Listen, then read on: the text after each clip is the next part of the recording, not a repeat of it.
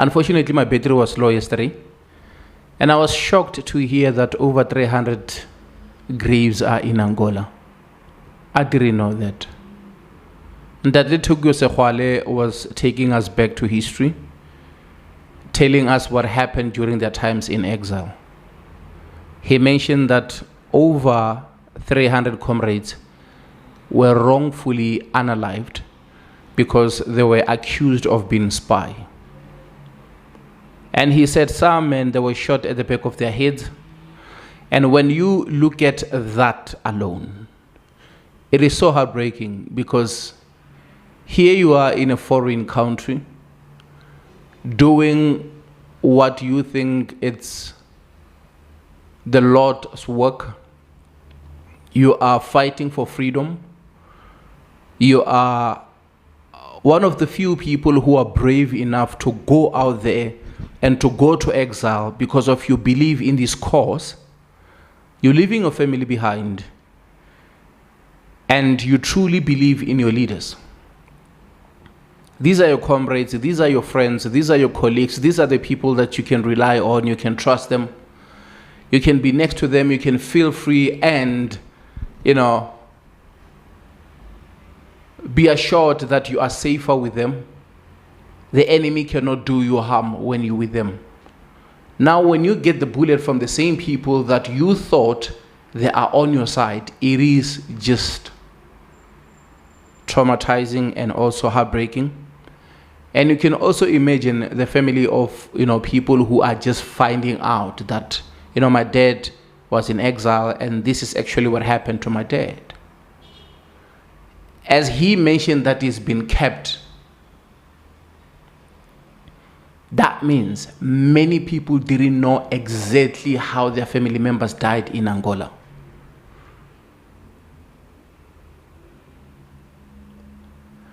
I took a trip to Robben Island because I've been saying this on my channel, that I truly believe that the history that they gave us, it is not exactly what happened. There is so much that happened that they didn't write. I truly believe that there are so many people who died on their way to Robben Island that they didn't even mention in their books. I truly believe that there are many people who died in Robben Island and they were not even recorded into the history books.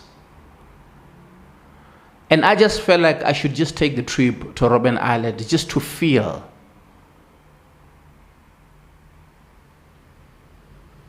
And also to be at that place and see how it looks like, since we learned about it when we were in primary school.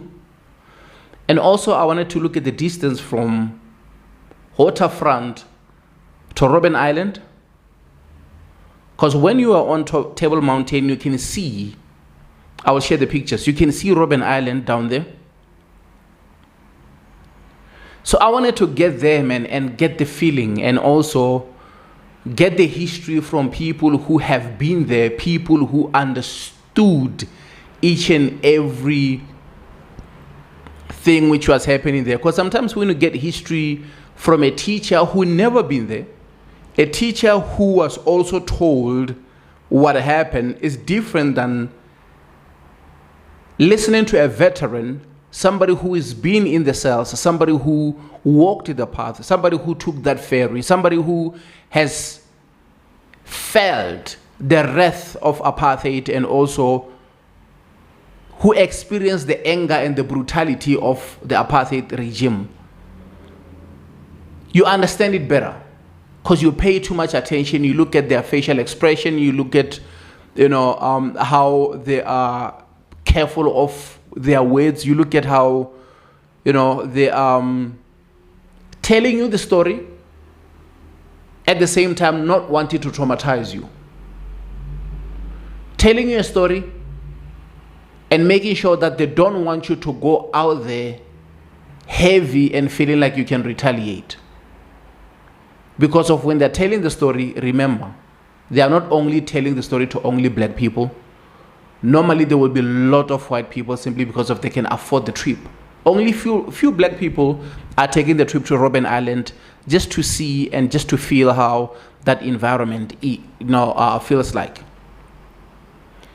Obviously they will take you to the quarry, obviously they will show you the cells, and you will learn about Robert Sebukwe, and that's when you will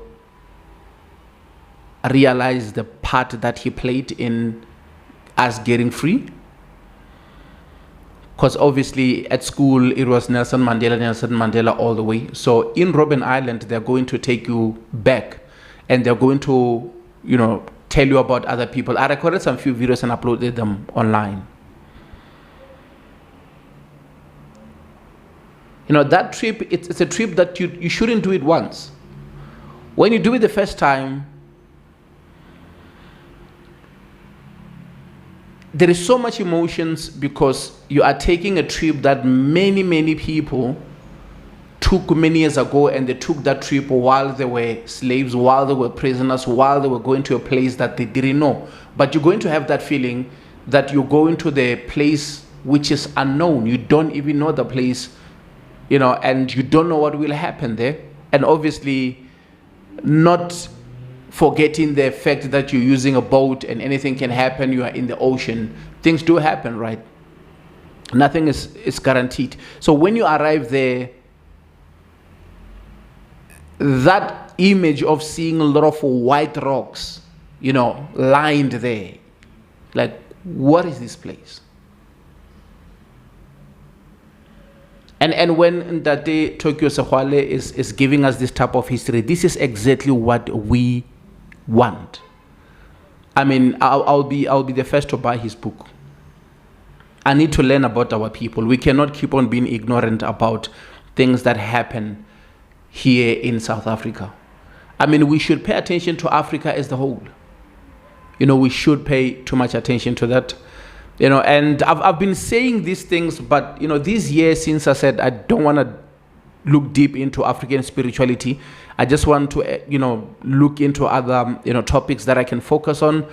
And history is always important, because if we know where we're from, it's easy to deal with the situation that we're currently dealing with, and we can better prepare for the future, because we can look back at the history and prepare what we're dealing with today, simply because we shouldn't forget that today has its own problems,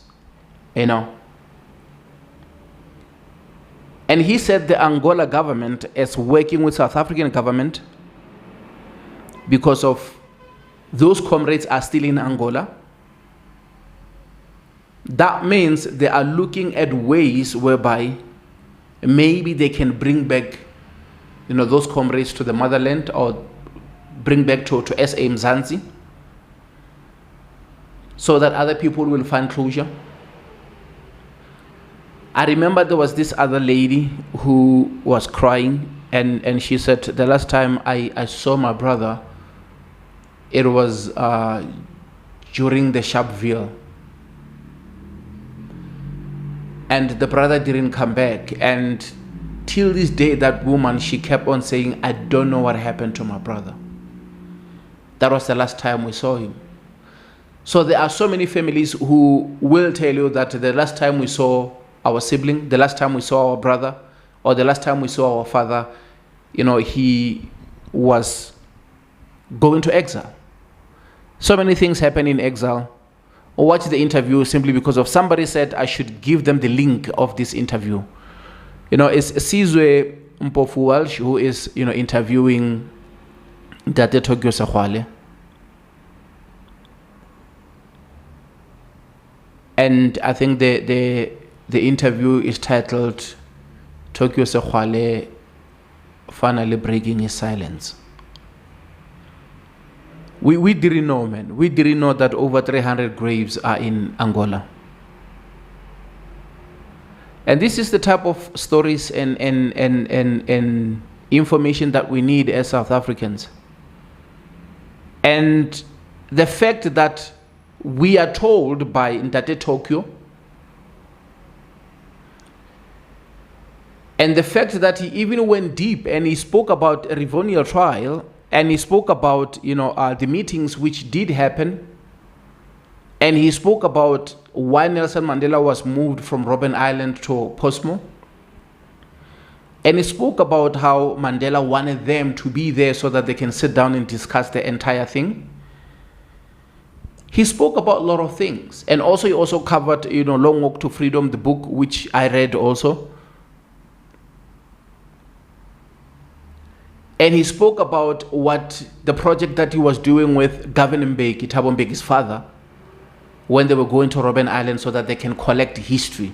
They had to go there and collect data there to show that these people have been working. And he also spoke about, the death of Walter Sisulu in this interview, obviously. He spoke about how close he was with Thabo Mbeki and also with Jacob Zuma when they were in exile.